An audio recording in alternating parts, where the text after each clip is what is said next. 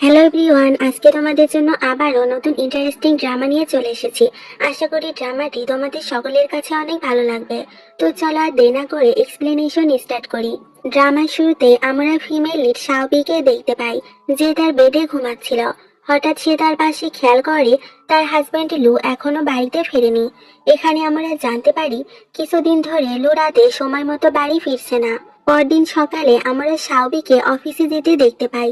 যাওয়ার সময় লু তাকে আটকায় আর কিছু কথা বলতে চাই। শাওবি বুঝে যায় লু কি ব্যাপারে কথা বলতে চাই। আসলে লু তার আর শাওবির ডিভোর্সের ব্যাপারে কথা বলতে চাচ্ছিল। এরপর লু বলে, আমি তোমাকে কম্পেনসেশন দিতে রাজি আছি, কিন্তু শাওবি এতে না করে দেয়। তখন লু বলে, আমি এই বাংলো, আমাদের কিছু প্রপার্টি এবং সেকেন্ড কোম্পানি তোমার নামে লিখে দিব।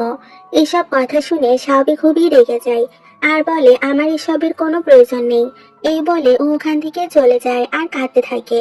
এরপর আমাদের ফ্ল্যাশব্যাক দেখানো হয়। সেখানে আমরা দেখতে পাই একদিন রাতে শাওবিলুকে কল করে এটা জানার জন্য যে সে কখন বাসায় আসবে। তখন তার কল শিন নামের একটা মেয়ে রিসিভ করে, যে কিনা লুয়ের ফার্স্ট লাভ ছিল। শিনের ভয়েস শুনে শাওবি কলটা কেটে দেয়। এরপর লুকে তার কেবিনে দেখা যায়। ওখানে লুয়ের অ্যাসিস্ট্যান্ট তাকে দিয়ে কিছু সাইন করাচ্ছিল। তখন লুয়ের অ্যাসিস্ট্যান্ট বলে, গতকালই তার ওয়াইফ মানে শাওবি রেজুলেশন লেটার জমা দিয়েছে। লু ভাবতে থাকে, আমি তো শুধু ডিভোর্সের কথা বলেছিলাম, ও কেন রিজাইন করলো। লু তার অ্যাসিস্ট্যান্টকে বলে, তুমি কি ওর রেজুলেশন অ্যাপ্রুভ করে দিয়েছো? তখন সে হ্যাঁ বলে। এটা শুনে লু খুবই রেগে যায়। পরে সিনে আমরা লু আর শাওবিকে তাদের ডিভোর্স সার্টিফিকেট নিতে দেখতে পাই। লু শাওবিকে ড্রপ করে দিতে চাইলে শাওবি ডিরেক্ট মানা করে দেয়। এরপর তারা ওখান থেকে চলে যায়। এরপর লু ডিভোর্স সার্টিফিকেট নিয়ে তার মায়ের কাছে আসে আর বলে, তুমি যেমনটা চেয়েছিলে আমি তেমনটাই করেছি, এবার তোমার পালা, তোমাকে আমার কথা রাখতে হবে। ডিভোর্স পেপার দেখে লুয়ের মা তো শক হয়ে যায়, কারণ সে বুঝতে পারেনি যে লু সত্যি শাওবিকে ডিভোর্স দিবে। এরপর শাওবি তার বেস্ট ফ্রেন্ড মিমিকে কল করে আর বলে, জানো আমার লেখা গল্প একটা ফিল্ম আকারে খুব শীঘ্রই মার্কেটে আসতে চলেছে। এটা শুনে মিমি তো অনেক খুশি হয়। তাদের মধ্যে অনেক কথা হলেও শাওবি মিমিকে তার ডিভোর্সের ব্যাপারে কোনো কথাই বলে না। এরপর আমাদের 7 মাস পরের সিন দেখানো হয়।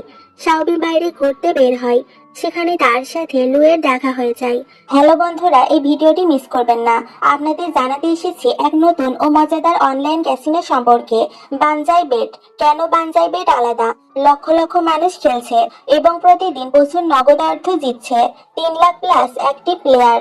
Aviator, crazy time, funky time, coin flip, sweet bonanza, poker, slots, live casino সবই এখানে আছে। তাড়াতাড়ি ডিপোজিট ও উইথড্র করতে পারেন বিকাশ, নগদ এবং রকেট দিয়ে।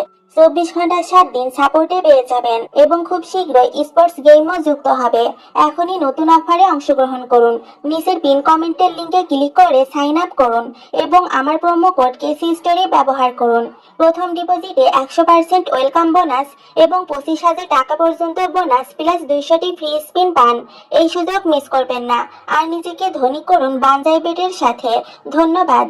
যেখানে লুয়ের সাথে শাওবি শিনকেও দেখতে পাই। এখানে শাওবি জানতে পারে শিন আসলে প্রেগনেন্ট আর তার বাচ্চার বাবা হলো লু। এটা দেখে শাওবির মনটা খারাপ হয়ে যায়। ও সেখান থেকে চলে যেতে থাকে। তখন তার সাথে তার পূর্ব পরিচিত একটা ছেলের দেখা হয়। সে বলে, পিছনে ওটা কি তোমার এক্স নাকি? শাওবি বলে হ্যাঁ। এরপর ছেলেটি শাওবির সাথে তার বয়ফ্রেন্ডের মতো বিহেভ করতে থাকে।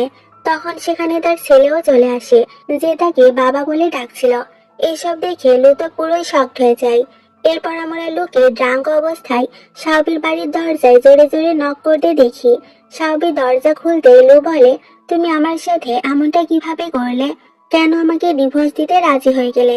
তখন শাওবি মনে মনে ভাবে, নিজে ডিভোর্স দিয়ে নিজেই বলছে যে কেন ডিভোর্স দিলে। এরপর লু শাওবিকে কিস করতে থাকে। শাওবি রেগে গিয়ে লুকে ধাক্কা দেয়। লু বলে, ওই ছেলেটা কে ছিল? ওর সাথে তোমার কি সম্পর্ক? শাওবি বলে, ও আমার বয়ফ্রেন্ড। এটা শুনে লু তো অনেক রেগে যায়। তখন শাওবি বলে, এটা আমার পার্সোনাল ব্যাপার, এতে তোমার নাক গলানোর কোনো প্রয়োজন নেই। এসব শুনে লু ইমোশনাল হয়ে মেঝেতে বসে পড়ে। তখন শিনের কল এলে শাওবি রিসিভ করে বলে, লু এখন ঘুমিয়ে পড়েছে, তুমি কালকে ফোন দিও। পরে সিনে লুকে শিনের সাথে হসপিটালে দেখা যায়। শিন লুকে বলে, কাজের সুবিধার্থে তার হয়তো এই বেবিটা অ্যাবর্ট করে দেওয়া উচিত। লুয়েতে মানা করে বলে, কাজের চিন্তা করো না, এখন তুমি তোমার আর বেবির হেলথের কথা ভাবো। এরপর রাতে সাবিকে তার দুই ফ্রেন্ডের সাথে বসে ড্রিঙ্কস করতে দেখা যায়। সাবি ওখানে লুয়ের নামে উল্টাপাল্টা বলছিল। ঠিক তখন তাদের পাশ দিয়ে একটা ছেলে যাচ্ছিল, যে কিনা লুয়ের ফ্রেন্ড ছিল। লুয়ের কথা শুনতে পেয়ে ছেলেটি লুয়ের কেবিনে গিয়ে তাকে বলে, কেউ তার নামে উল্টাপাল্টা কথা বলছে, হয়তো সেটা তার এক্স ওয়াইফ হতে পারে। তখন লু বাইরে আসে আর সাবিকে মাতলামি করতে দেখে তাকে ড্রিঙ্কস করতে মানা করে। সাবি ওর কথা না শোনায় নুলে যে ড্রিঙ্কস করে নেয়। সাবির অবস্থা দেখে লোকে ক্যারি করে তার বাড়িতে নিয়ে যায়। সেখানে গিয়ে সাবির অবস্থা আরো খারাপ হয়ে যায়। লু কোনোভাবে তাকে ঠিক করে, আর যখনই সে সাবিকে হাক করতে চায় তখনই তাদের মাঝে অনেক ঝগড়া হয়। এক পর্যায়ে গিয়ে লু সাবিকে হাক করে আর বলে, আমি তোমার সাথে সারা জীবন থাকতে চাই, আর সিনের ব্যাপারটা তোমাকে এক্সপ্লেন করতে চাই। কিন্তু কথা শোনার আগেই সাবি লুয়ের কাঁধেই ঘুমিয়ে পড়ে। পরদিন সকালে সিন সাবির বাড়িতে আসে ক্ষমা চাইতে, কারণ গত রাতে তার হাজবেন্ড হয়তো তাকে এসে অনেক ডিস্টার্ব করেছে। সাবি বলে সে তো তার পুরাতন লাভারের কাছে আসবেই, এটাই তো স্বাভাবিক। তখন সিন হঠাৎই খেয়াল করে সেখানে একটা ওয়াইনের বোতল ছিল, যেটা কি নালু সাধারণত খেয়ে থাকে। এটা দেখে তার আর কিছু বুঝতে বাকি থাকে না। আসলে শিন এখানে এসেছে সাবিকে ফাঁসানোর জন্য। এরপর শিন ওয়াশরুমে যাওয়ার কথা বললে সাবি তাকে ওয়াশরুমটা দেখিয়ে দেয়। কিছুক্ষণ পর ওয়াশরুম থেকে শিনের চিৎকার শোনা যায়। সে ভাবে হয়তো শিন পড়ে গেছে। শিন তখন দ্রুত লুকে ফোন করে আর বলে তার পেটে অনেক ব্যথা হচ্ছে। ফোনে লু সাবির আওয়াজে শুনতে পায়। এক পর্যায়ে সাবি দরজা ভেঙে ভেতরে ঢোকে আর দেখে শিন একদম ঠিক আছে। তখন শিন ইচ্ছে করে সাবির জুতার চাপ তার পেটে লাগিয়ে নেয়, যেন লু সাবিকে সন্দেহ করে যে সাবি ওর পেটে কিক মেরেছে। দরজা ভাঙতে গিয়ে সাবির হাত কিছুটা কেটে যায়। সেখান থেকে রক্ত নিয়ে ইচ্ছে করেই শিন তার গায়ে লাগিয়ে নেয়। এসব দেখে সাবি খুবই রেগে যায় আর শিনের সাথে ঝামেলা করতে থাকে। কিছুক্ষণের মধ্যেই সেখানে লু চলে আসে, আর এমন অবস্থা দেখে সে সাবির কোনো কথাই বিশ্বাস করে না। সে শিনকে ক্যারি করে হসপিটালের উদ্দেশ্যে বেরিয়ে পড়ে। হসপিটালে গিয়ে ডক্টর যখন বলে শিনার তার বেবি একদম ঠিক আছে আর এ রক্ত শিনের নয়, তখন লু বুঝতে পারে যে এসব ওর অ্যাক্টিং ছিল। পরে সিনে লুকে সাবির বাড়িতে দেখা যায়। লু এসে দেখে সাবি ঘুমাচ্ছে আর তার হাত কিছুটা কেটে গেছে। তখন লু ওখানে মেডিসিন লাগিয়ে দেয়। সাবি লুকে দেখে তাকে ওখান থেকে চলে যেতে বললে লু যেতে চায় না আর বলে, আমি সব জেনে গেছি, দোষটা তোমার ছিল না। লু সাবির কাছে ক্ষমা চায় আর বলে, আমার তোমার কাছে 3টা ডিমান্ড আছে। সাহাবি বলে, আমার কাছে ডিমান্ড করার তুমি কে? লু বলে, প্রথম ডিমান্ড, তোমাকে বাড়ি ছেড়ে দিতে হবে, কারণ আমি চাই না কেউ বলুক যেখানে তার এক্স ওয়াইফ বা ফিউচার ওয়াইফ থাকে। দ্বিতীয় ডিমান্ড হলো, তোমাকে প্রতি মাসে একবার করে আমার গ্র্যান্ডমায়ের সাথে দেখা করতে যেতে হবে। উনি অনেক অসুস্থ, এই জন্য আমাদের ডিভোর্সের কথা তাকে এখনো জানানো হয়নি। আর তৃতীয় ডিমান্ড হলো, তুমি কোনো ছেলের সাথে আশেপাশে থাকতে পারবে না, তাদের সাথে বেশি মিশতে পারবে না। এসব শুনে রেগে গিয়ে সাবি বলে, তুমি ভুলে যাও যে আমি তোমার কোনো ডিমান্ড পূরণ করব, আর করবই বা কেন, আমাদের তো অনেক আগেই ডিভোর্স হয়ে গেছে। তখন লুয়ের কাছে হঠাৎ শিনের ফোন আসে। লু শিনের সাথে খুবই রুড বিহেভ করে। লু কোথায় আছে এটা জানতে চাইলে লু বলে, আমি কোথায় আছি সেটা আমি তোমাকে বলার প্রয়োজন মনে করছি না, তুমি শুধু তোমার আর বেবিটার খেয়াল রাখো, তাহলেই হবে। লুয়ের কথা শুনে সাবি খুবই অবাক হয়, কারণ ও ভেবেছিল তাদের মধ্যে হয়তো অনেক ভালো রিলেশন রয়েছে, কিন্তু এখন তো সে উল্টোটাই দেখতে পেল। পরে সিনে দেখা যায় সাবি তার মায়ের কাছে তাদের বাড়িতে আসে। এখানে আমরা জানতে পারি এটা সাবির বায়োলজিক্যাল মম নয়, মূলত সাবিকে তারা ছোটবেলায় অ্যাডপ্ট করেছিল। খেতে বসে সাবির মা তাকে অন্তত 3-4 দিন এখানে থাকার জন্য বলে। তখন সাবি বলে সেখানে 1 মাস থাকবে। তার মা বলে, 1 মাস? তোমার শাশুড়ি কিছু বলবে না? সাবি বলে, না, আমি ওনাকে বলে এসেছি। রাতে শোয়ার সময় সাবিকে তার মা বলে, কেন জানি মনে হচ্ছে তোমার মুড অফ, কোনো সিরিয়াস কিছু হয়নি তো? সাবি বলে, আমি চাকরি ছেড়ে দিয়েছি, জাস্ট এটার জন্যই চিন্তা করছি। সাবির মা তাকে অন্য কোম্পানিতে জয়েন করতে বললে সে রাজি হয় না। পরদিন লু সাবির মায়ের বাড়িতে অনেক গিফটস নিয়ে চলে আসে। সাবির মা সাবিকে জোর করে লুয়ের পাশে বসায় আর বলে, দেখলে লু তোমাকে কত মিস করে, তুমি আসার পরদিনই ও এখানে চলে এসেছে। এখানে সাবি কিছুই বলে না। পরের সিনে দেখা যায় সাবি তার মায়ের বাড়ি থেকে নিজের বাড়িতে চলে যাচ্ছিল। সাবির মা বলে, তুমি মাঝে মাঝে এমন আসলে আমার অনেক ভালো লাগবে। ততদিনে সাবি নতুন কোম্পানিতে জব নিয়েছে। এরপর আমরা লোকে তার অফিস কেবিনে দেখতে পাই। সেখানে তার ফ্রেন্ড আসে আর বলে, শিন বাড়িতে একা রয়েছে, তোমার কি ওর খোঁজ খবর নেওয়া উচিত নয়? লু তখন তার ফোন ওকে দিয়ে বলে, তোমার যদি এতই চিন্তা হয় তাহলে নিজেই ফোন করে নাও। এটা শুনে লুয়ের ফ্রেন্ড বুঝে যায় যে লু এখনো তার এক্স ওয়াইফকেই ভালোবাসে। পরের সিনে আমরা একটা ড্রেসিং রুমের দৃশ্য দেখতে পাই, যেখানে সাবির গল্পের হিরোইন নিয়া আর হিরো যাও ছিল। সাবি যাওকে স্ক্রিপ্টের ডায়লগগুলো বোঝাচ্ছিল। এখানে নিয়ার ডিজাইনার আর স্টাইলিস্ট তাকে সাবির গলার নেকলেসটা দেখতে বলে। নিয়া বলে, তো এমন তো আর না যে ওটা শুধু ওর কাছে আছে। নিয়ার স্টাইলিস্ট বলে, হ্যাঁ, পুরো পৃথিবীতে ওটা মাত্র এক পিসই আছে।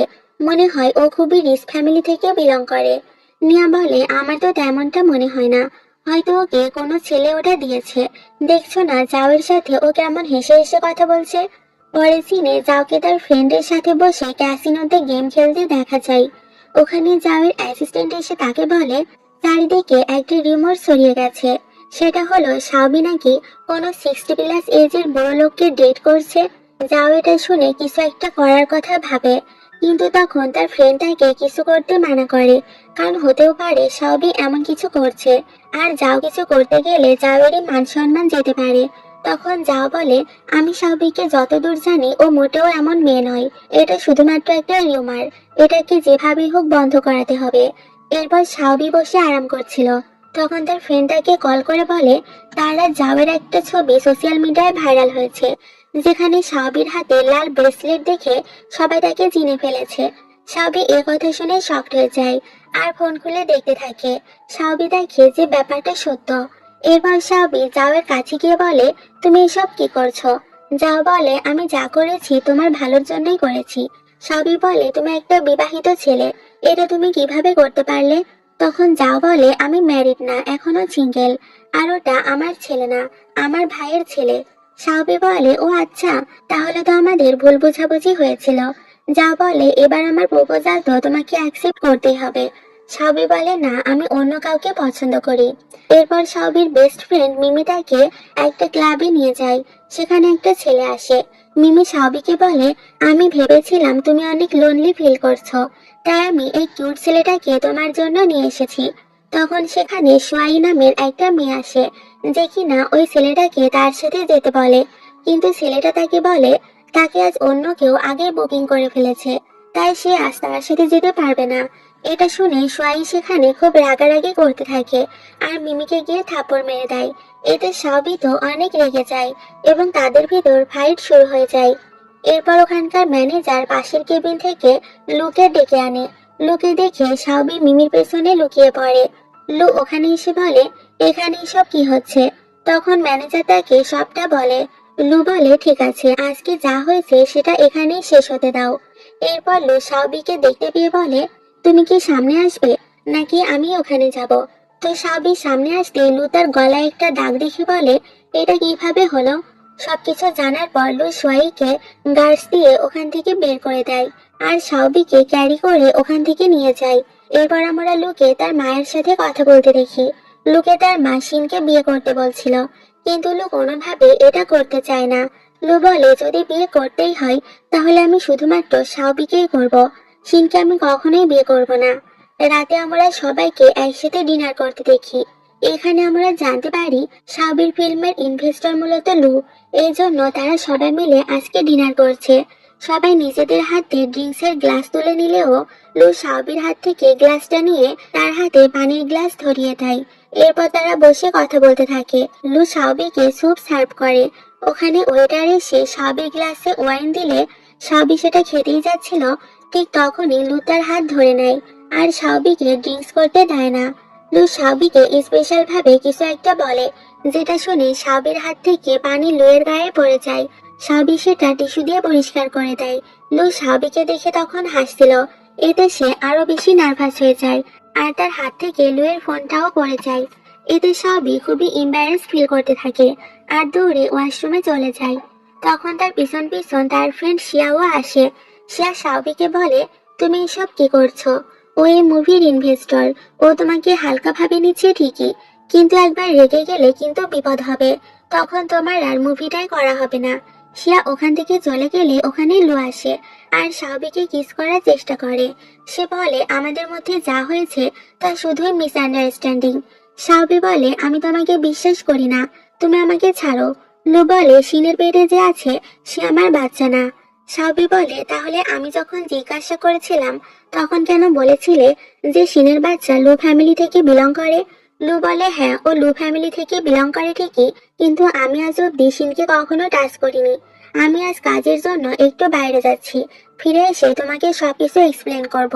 এরপর লু সাহবিকে হাক করে আর তার কাছে ক্ষমা চাইতে থাকে। পরের সিনে শিয়া সাহবিকে জিজ্ঞেস করে তোমার আর ওই ইনভেস্টরের মধ্যে কি সম্পর্ক রয়েছে, সত্যি করে বলো। এরপর সাহবি শিয়াকে সবটা বলে দেয়। সাহবি বলে যে লুই তার এক্স হাজবেন্ড। সাহবি শিয়াকে মজা করে বলে লুকে তুমি বিয়ে করে নাও, ও অনেক হ্যান্ডসাম। তখন শিয়া বলে এইসব বলতে তোমার ভয় করছে না যদি তোমার এই সিক্রেট আমি বাইরে লিক করে দেই? সাহবি বলে না, একদমই ভয় করছে না, কারণ আমি তোমাকে বিশ্বাস করি। পরদিন শিয়া আর সাহবি বসে নিউজ পড়ছিল। তো সাহবি দেখে সেখানে ফেমাস অ্যাক্ট্রেস শিনের হাজবেন্ডের ব্যাপারে লেখা আছে। মূলত ওখানে লুয়ের ব্যাপারে লেখা ছিল। কিছুক্ষণ পর সেখানে নিয়ে এসে সাহবিকে উদ্দেশ্য করে বলতে থাকে আমার তো মনে হচ্ছিল কেউ মিস্টার লুকে সিডিউস করার চেষ্টা করছিল, আর কেউ তো ভাবছিল মিস্টার লু তার উপর ইন্টারেস্টেড। এটা বলে নিয়া ওখান থেকে চলে যায়। এসব শুনে শিয়া তো অনেক রেগে যায় আর নিয়াকে কিছু বলতে যাচ্ছিল, ঠিক তখনই সাহবি তাকে আটকায়। এরপর ওখানে একজন ক্রু মেম্বার এসে সাহবিকে বলে তুমি বাড়ি যাবে কিভাবে? বাইরে রিপোর্টাররা তোমার জন্য ওয়েট করছে, আজ হয়তো তোমাকে এখানেই থাকতে হবে। অন্যদিকে শিয়া তার পেটে হাত রেখে ভাবছিল তাকে যত দ্রুত সম্ভব এমন কিছু করতে হবে যেন লু তাকে বিয়ে করে নেয়। এখানে আমরা জানতে পারি শিন লুকে বিয়ে করতে চাচ্ছিল মূলত তার প্রপার্টির লোভে। এরপর আমরা সাহবিকে তার বাড়িতে ঘুমিয়ে থাকতে দেখি। তখন সেখানে লু আসে আর তার দরজায় নক করতে থাকে। লু ভেতরে এলে সাহবি তাকে পানি দেয়। তখন লু বলে তুমি কি নিউজটা দেখোনি? এত শান্ত আছো কিভাবে? সাহবি বলে আমি জানি ওইটা ফেক, তাই সান্ত্বনা থেকে আর কি করব। পরের সিনে আমরা দেখতে পাই লু শিনকে বলে তুমি মিডিয়ার সামনে এসে সব সত্যিটা বলে দাও। তখন শিন বলে না, আমি এটা করতে পারবো না, এটা আমার বেবির ফিউচারের ব্যাপার। লু বলে দেখো আমি সবই জানি, সব জেনেই আমি তোমার সাথে একটা কথা বলতে এসেছি। আমি কিন্তু চাইলে পুলিশকে কমপ্লেন করতে পারতাম। এসব শুনে শিন বলে তুমি কি বলতে চাইছো? লু বলে আমি জানি ওই নিউজটা তুমিই ছড়িয়েছ। শিন বলে তুমি যা ভাবছো মোটেও এমনটা নয়। কিছুক্ষণ পর লুয়ের অ্যাসিস্ট্যান্ট সব প্রমাণ নিয়ে ওখানে চলে আসে। সেগুলো সে শিনকে দেখায় আর বলে তুমি কি ভেবেছিলে আমি কিছুই জানতে পারবো না? সব প্রমাণ দেখে তো শিন শকড হয়ে যায়। লু বলে নেক্সট টাইম যদি আর কোনো উল্টোপাল্টা কিছু করতে দেখেছি তাহলে তুমি আর তোমার বাচ্চা দুইটারই অবস্থা খারাপ হয়ে যাবে, কথাটা মনে রেখো। এই বলে লু ওখান থেকে চলে যায়। পরের সিনে লুকে তার অ্যাসিস্ট্যান্ট বলে আমি ডক্টরের সাথে কথা বলেছিলাম, উনি বললেন শিন ফিজিক্যালি একদম ফিট তবে মেন্টালি স্টেবল নয়। লু বলে ঠিক আছে, আমরা এসব নিয়ে পরে আলোচনা করব। এরপর লু আর সাউবি বসে যখন কথা বলছিল হঠাৎ তখনই তার পেটে ব্যথা শুরু হয়। সাউবি লুকে মেডিসিন দিয়ে রেস্ট নিতে বলে। তো লু ওখানে শুয়ে পড়লে সাউবি লুয়ের অ্যাসিস্ট্যান্টকে কল করে সবকিছু জানায়। অ্যাসিস্ট্যান্ট বলে আমি ওনাকে গত 6 মাস ধরে বলছি চেক আপ করানোর জন্য, কিন্তু উনি তো আমার কথা শুনছেনই না। তখন সাউবি বলে ঠিক আছে, তুমি আজ ডক্টরের অ্যাপয়েন্টমেন্ট বুক করো, আমি লুকে চেক আপের জন্য নিয়ে যাব। এরপর তারা ডক্টরের কাছে যায়। ডক্টর ছিল লুয়ের ফ্রেন্ড। সে সাউবিকে বলে গত 6 মাস ধরে বলেও লুকে চেক আপ করানোর জন্য আনতে পারিনি, এখন যেহেতু এসেছে তার মানে এর পিছনে তোমারই হাত রয়েছে। এটা শুনে সাউবি একটু লজ্জা পায় আর বলে আমি বাইরে বসছি, চেক আপ হয়ে গেলে আমাকে ডাক দিও। সাউবি যখন বাইরে বসেছিল তখন ওখানে সাউবি শিন আর তার মাকে আসতে দেখে। তাদের দেখে সাউবি উল্টো দিকে হাঁটতে শুরু করে আর তখনই তার ফোনটা নিচে পড়ে যায়, যেটা শিনের মা তাকে উঠিয়ে দেয়। পিছন ঘুরতেই শিনের মা সাউবিকে দেখে নেয় আর তার সাথে ঝামেলা করতে শুরু করে দেয়। সে সাউবিকে বিভিন্ন রকম আজেবাজে কথা শোনাতে থাকে। এক পর্যায়ে শিন আর সাউবির মধ্যে হাতাহাতি শুরু হলে তারা দুজনেই নিচে পড়ে যায়। এতে শিনের পেটে ব্যথা শুরু হয়। তখন সেখানে নার্স আর লু চলে আসে। তারা শিনকে অপারেশন থিয়েটারে নিয়ে যায়। বাইরে বসে সাউবি খুবই চিন্তা করছিল। তখন লু তাকে বলে তুমি একদম চিন্তা করো না, এতে তোমার কোনো দোষ নেই। এরপর লু তার ড্রেস চেঞ্জ করতে চলে যায়। তখন সেখানে লুয়ের মা বাবা চলে আসে, সাথে শিনের মাও ছিল। তারা সবাই শাওবির উপর রেগে চিৎকার করতে থাকে। শিনের মা শাওবিকে বলে, যদি তুমি আমার মেয়েকে ধাক্কা না দিতে তাহলে আজকে তার এই অবস্থা হতো না। ওর যদি কিছু হয় আমি তোমাকে ছাড়বো না। লুয়ের বাবা শাওবিকে বলে, তোমাদের দুজনের ডিভোর্স হওয়া সত্ত্বেও তোমরা কেন কন্ট্রাক্ট রেখেছ? শাওবি বলে, হ্যাঁ রেখেছি। তখন লুয়ের বাবা বলে, লুয়ের সাথে তোমার কন্ট্রাক্ট রাখা উচিত নয়। মনে হয় তোমার মা তোমাকে কিছুই শেখায়নি। শাওবি বলে, আমাদের এসব ব্যাপারে আমার মাকে টানার কোনো প্রয়োজন নেই। এটা শুনে সে আরো রেগে যায় আর শাওবিকে থাপ্পড় মারে। তখন শাওবি দেয়ালে আঘাত পায় আর তার মুখ দিয়ে রক্ত পড়তে থাকে। তখন ওখানে লু চলে আসে আর তার বাবাকে বলে, তোমাকে কে বলেছে ওকে টাচ করতে? এরপর লু শাওবিকে কোলে তুলে ওখান থেকে চলে যায়। লু শাওবিকে তার ডক্টর ফ্রেন্ডের কাছে নিয়ে যায়। সে লুকে বলে, তুমি চিন্তা করো না, ও ঠিক আছে, শুধু একটু রেস্টের প্রয়োজন। তবে আমাকে একটা কথা বলো, ওকে ডিভোর্স দেওয়ার কি দরকার ছিল? তোমরা দুজন তো ছোটবেলা থেকে একসাথে ছিলে। লু বলে, ও আমাকে মনে রেখেছে ঠিকই, কিন্তু ওর মনে অন্য কেউ আছে। তখন লুয়ের ফ্রেন্ড বলে, তোমার একবার ওর সাথে গিয়ে কথা বলা উচিত, হয়তো তোমাদের মধ্যে কোনো মিসআন্ডারস্ট্যান্ডিং হচ্ছে। লু বলে, ব্যাপার না, আগেও সুস্থ হোক, তারপরই না হয় এসব নিয়ে ভাবা যাবে। এরপর আমাদেরকে ফ্ল্যাশব্যাক দেখানো হয়। সেখানে আমরা দেখতে পাই লুইয়ের ভাই পানিতে ডুবে মারা যায়। লুইয়ের মা তার ভাইয়ের মৃত্যুর জন্য লুকে দোষারোপ করতে থাকে আর বলে, যদি তুমি তোমার ভাইকে দেখে রাখতে তাহলে এমনটা হতো না। এরপর কলেজের সিন দেখানো হয়। সেদিন শাওবি নিজে এসে লুইয়ের সাথে ইন্ট্রোডিউস হয়। এরপর সিন আবার বর্তমানে শিফট হয়।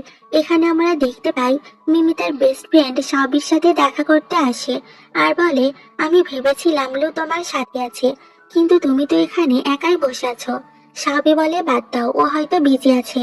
পরের সিনে দেখা যায় যাও এসে শাওবিকে পিক করে আর তাকে গাড়িতে নিয়ে বসায়। এরপর যাও সোজা চলে যায় লুয়ের কাছে। ওখানে গিয়ে এসে লুকে মারতে থাকে আর বলে, তোমার জন্যই আজ শাওবির এই অবস্থা, ওর সাথে তুমি কি করেছো? তখন হঠাৎ শাওবি পেছনের দিকে তাকায় আর দেখে তারা দুজন নিজেদের মধ্যে ঝামেলা করছে।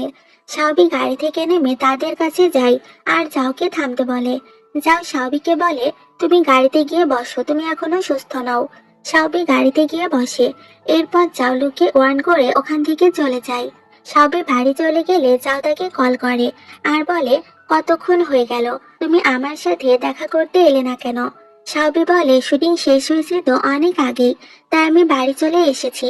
তবে তোমার যদি আমার সাথে কোনো দরকার থাকে তাহলে আমি দেখা করতে যেতে পারি। যাও বলে, মুভি রিলিজিং এর ইন্টারভিউ খুব দ্রুতই হতে চলেছে, আমি সেখানে তোমাকে স্পেশাল গেস্ট হিসেবে নিয়ে যেতে চাই, যেখান থেকে তুমি অনেক পরিচিতি পাবে, ফেমাস রাইটারও হয়ে যাবে। এরপর শাওবি তার সব কলিগদের নিয়ে লাঞ্চ করতে চায়। শাওবির ফ্রেন্ড তাকে বলে, এটা তো মনে হয় অনেক এক্সপেন্সিভ রেস্টুরেন্ট, দামি দামি সব খাবারের লিস্ট এখানে রয়েছে। শাওবি বলে, আমি এখানে টিম বন্ড করতে এসেছি, টাকাকে না হয় সাইডেই রাখি। কিছুক্ষণ পর ওয়েট্রেস এসে বলে, ম্যাম আপনাদের বিল পে করা হয়ে গেছে।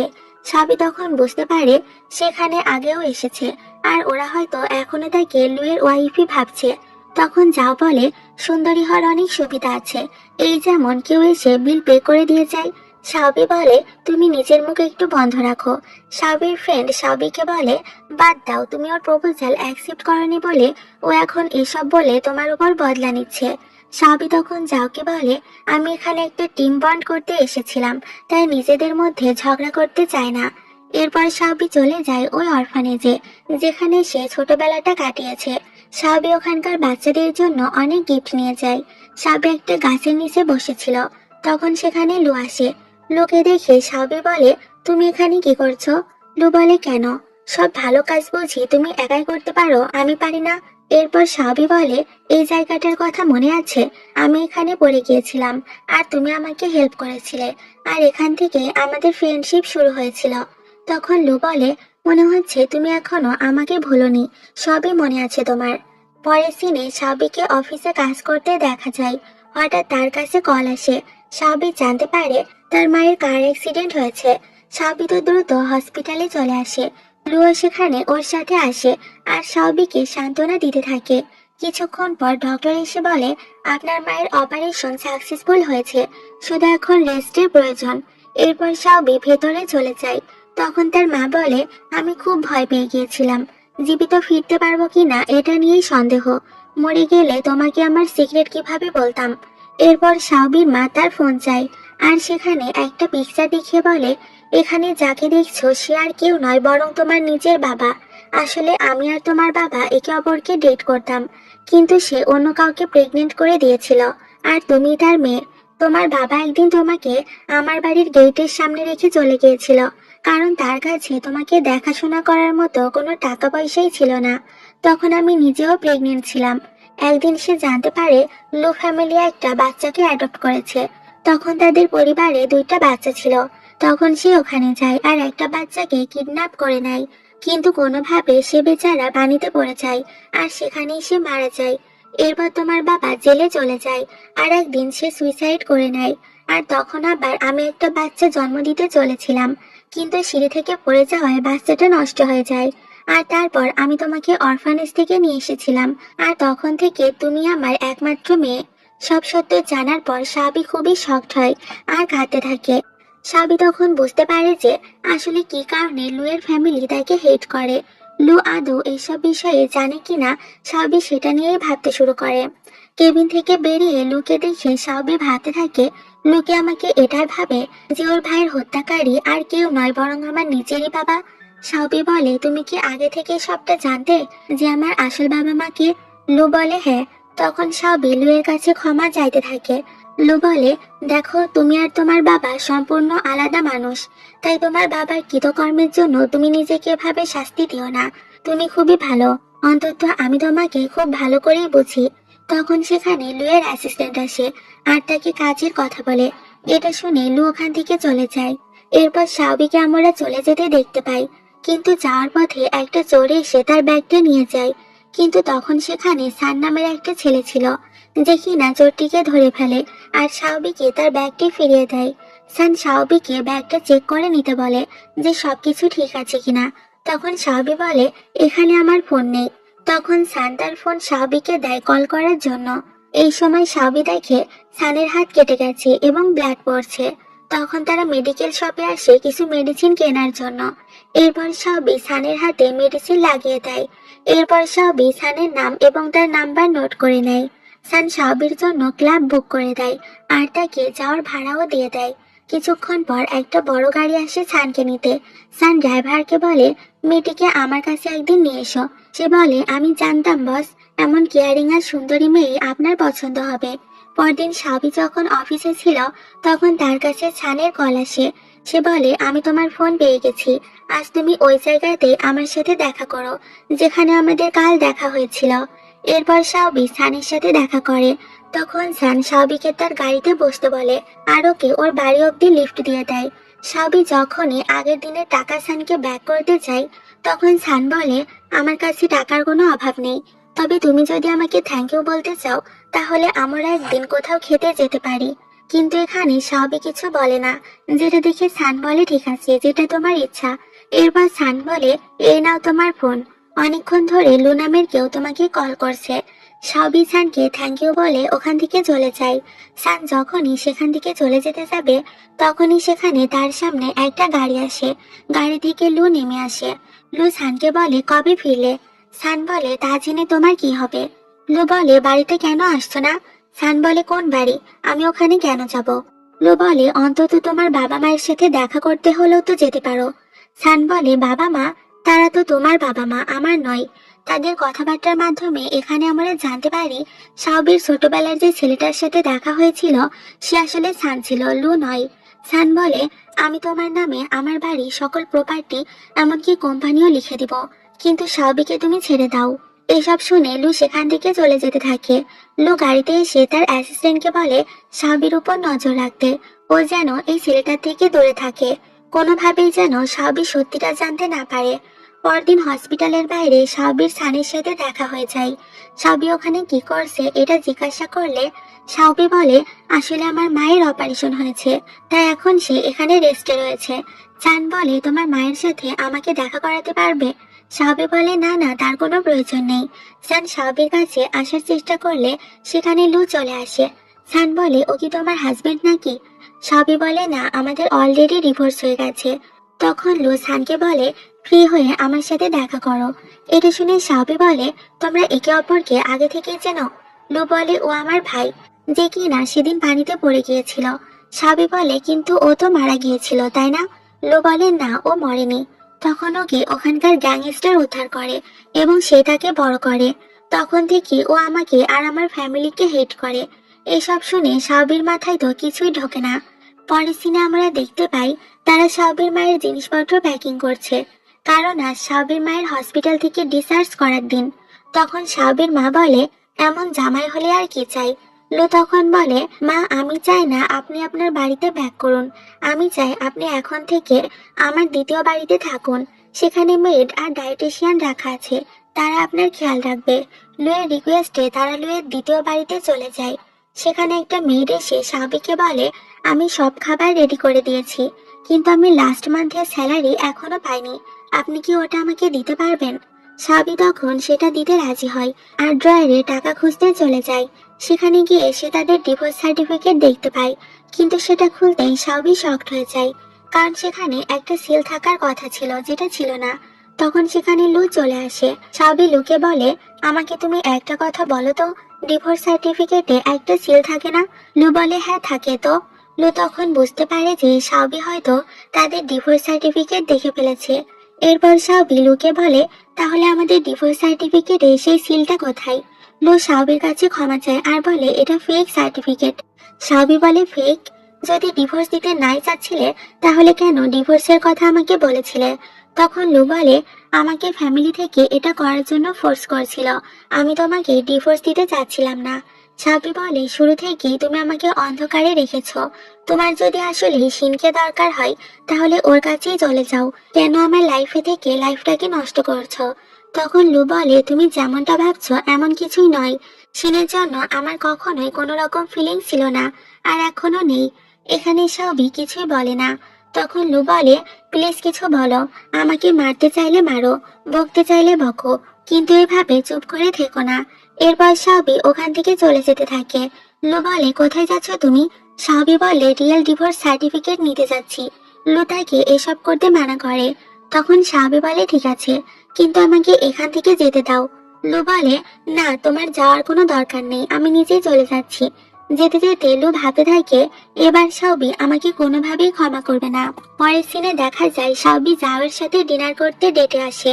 কথা বলার এক পর্যায়ে শাওবি চাওকে বলে আমার এখনো ডিভোর্সই হয়নি, ওটা একটা ফেক ডিভোর্স ছিল।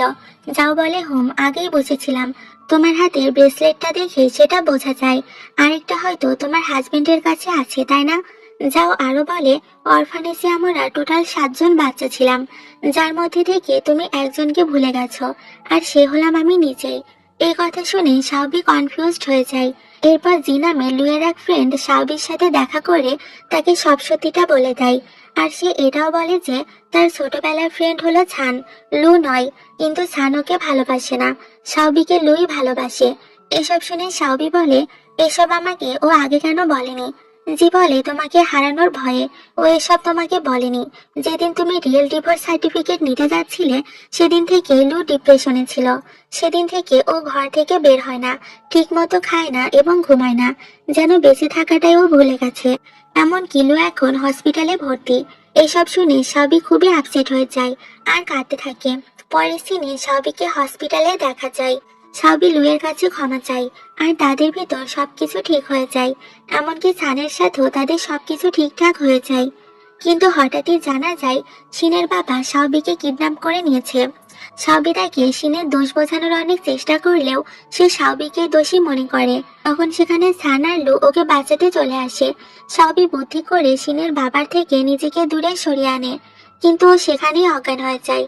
লু তাকে হসপিটালে নিয়ে গেলে তারা জানতে পারে শাওবি প্রেগনেন্ট হওয়ার কারণে অজ্ঞান হয়ে গেছে। এই খবর শুনে তো ওরা খুবই খুশি হয়ে যায়। খুশি হয়ে লু শাওবির কপালে কিস করে, আর এখানে এই ড্রামাটির হ্যাপি এন্ডিং হয়ে যায়।